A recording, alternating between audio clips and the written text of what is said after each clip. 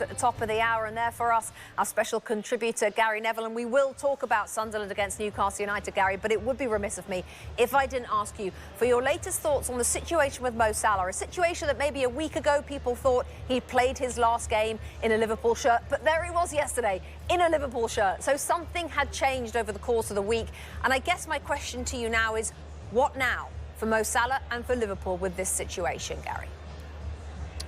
Well, look, I'm not neutral in this, in the sense that obviously I'm a Manchester United fan, but I am. If I'm talking about it from a Premier League perspective, I think it was a smart move yesterday for Liverpool and Arne Slot to get Mo Salah on the pitch to defuse the situation.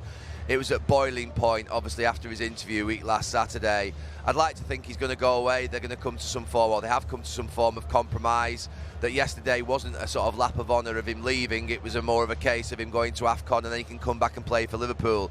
However, nothing would surprise you. The one thing that I feel about this is that Arne Slot said he was looking for an apology, and we've not heard that he has apologised. So is it actually behind them both? Is it behind the manager? You know, ultimately, I think if it was our manager back in the day at Manchester United, he would want some form of apology. Situations like that did happen. So maybe he will leave, but my gut feeling is that he stays the season at Liverpool. OK, he has a 2-year contract, of course, so he still has a year and a half to go, Mo Salah. I want to ask you about Arsenal yesterday, who did get the job done right at the end against Wolves. So from your perspective, from somebody who's won many a Premier League title, Gary, are we focusing that they got the job done and they got there in the end? Or are you focusing on the fact that it was a little bit too difficult?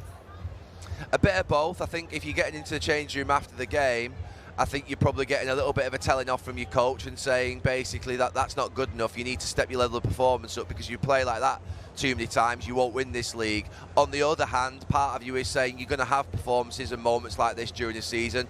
You know, it's not all going to be plain sailing. So I think there's a little bit of both. But if I was in the dressing room, I'd be giving ourselves a little bit of a slap around the face and saying, wake up, come on. You know, we're going to be in danger if we carry on playing at this level. So a little bit of a dip for Arsenal in the sense of performance, but it was important that they did get those 3 points. That is vital. Gary, we spoke to Lee Dixon, who's on co-commentary for us just a few moments ago, and he said it was quite lively coming into the Stadium of Light today. It is a massive game. It is one they've waited for a long time. The atmosphere from your perspective, what is it like there? Look, it's the first time that I've been up here for this derby. It's absolutely electric. And I'm hearing little things like apparently Sunderland today are not going to announce Newcastle's name anywhere. The scoreboard is going to say visitors.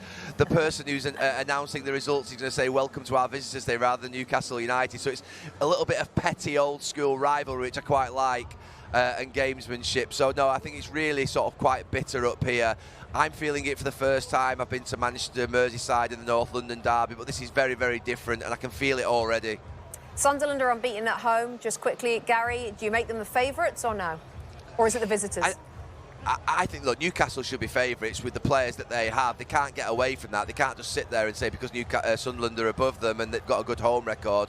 The pressure, I think, is still firmly on Newcastle United, but I don't think it'll be an easy game for them at all. We can't wait. Gary, enjoy the game. Thanks so much for joining us. Thanks, Rebecca. Thank you.